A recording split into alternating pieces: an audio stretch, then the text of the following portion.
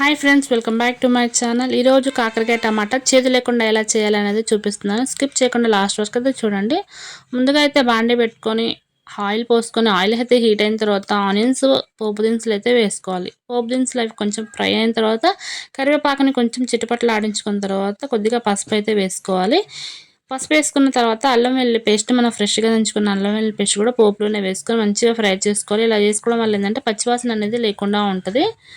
తర్వాత మనం కట్ చేసుకున్న పైన తొక్కు తీసుకొని కట్ చేసుకున్న కాకరకాయ ముక్కలను అయితే వేసుకొని మంచిగా అయితే ఫ్రై చేసుకోవాలి. తర్వాత కొద్దిగా సాల్ట్ అయితే వేసుకోవాలి. మీ టేస్ట్కి సరిపడా సాల్ట్ అయితే వేసుకొని మంచిగా ఒకసారి కలుపుకొని ఒక 10 to 15 మినిట్స్ అయితే మనం మగ్గించుకోవాలి. తర్వాత మనము టమాటాలు కదా వేసుకునేది, కొద్దిగా మగ్గిన తర్వాత టమాటా ముక్కలు కూడా వేసుకొని మంచిగా కలుపుకొని కారం అయితే మీ టేస్ట్కి సరిపడా స్పైసీకి తగ్గట్టు కారం అయితే వేసుకొని ఇంకా మనం మీడియం ఫ్లేమ్లో అయితే మగ్గించుకొని కర్రీ అయితే బంద్ చేసుకోవడం అనమాట. చాలా టేస్టీగా ఉంటుంది. ఒకసారి అయితే ఇలా ట్రై చేయండి.